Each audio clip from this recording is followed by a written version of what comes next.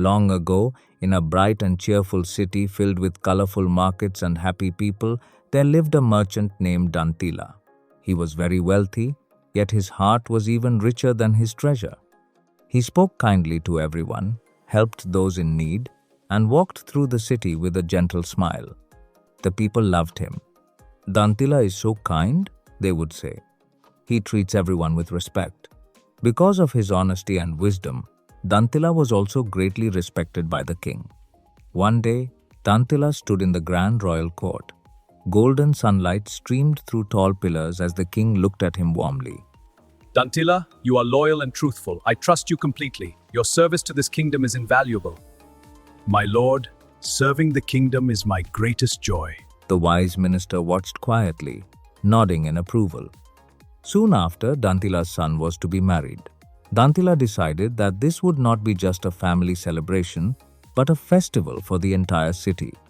Streets were decorated with flowers and lanterns, music filled the air, and delicious food was prepared in abundance. As Dantila looked around, he said softly, This wedding should bring happiness to everyone. Among the servants was Goramba, a man who disliked hard work and secretly envied his master. The more he worked, the angrier he became. Dantila personally went to invite the king. My lord, please honor my son's wedding with your presence. I would be delighted to come, Dantila. On the day of the wedding, the celebration looked magical. Lights sparkled, music played, and guests laughed with joy. The king arrived with his ministers and was welcomed with great honor.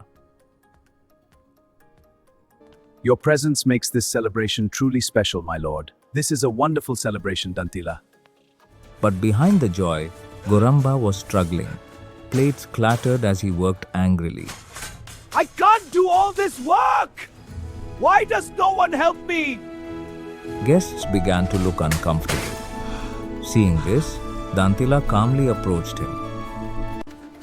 Goramba, today is a joyful day. Such behavior is not right. If you cannot work peacefully, you may step outside. Goramba's face burned with anger. He felt humiliated in front of everyone. As he stormed away, he muttered to himself, He insulted me. I will take revenge.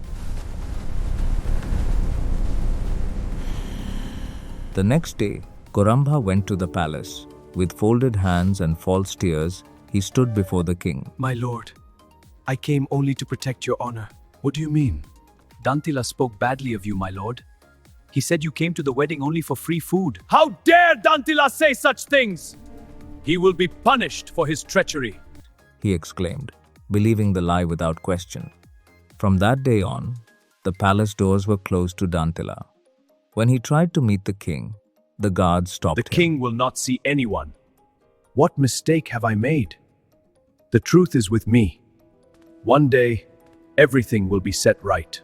Meanwhile, the wise minister sensed something was wrong. He observed carefully, questioned servants, and listened closely. At last, the truth was revealed. The minister went to the king and said, My lord, I wish to speak to you something important. Go ahead, O wise minister. I am listening to you.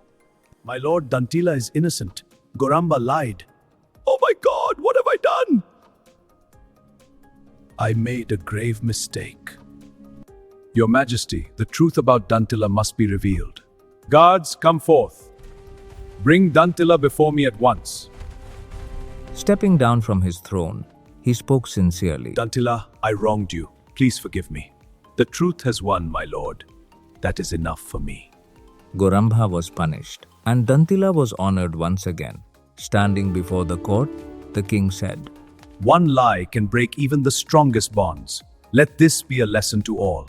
Dantila's calm smile filled the hall with peace. And so, the kingdom learned that truth, patience, and kindness always shine brighter than lies. So, children, the moral of the story is, truth may be delayed, but it always triumphs.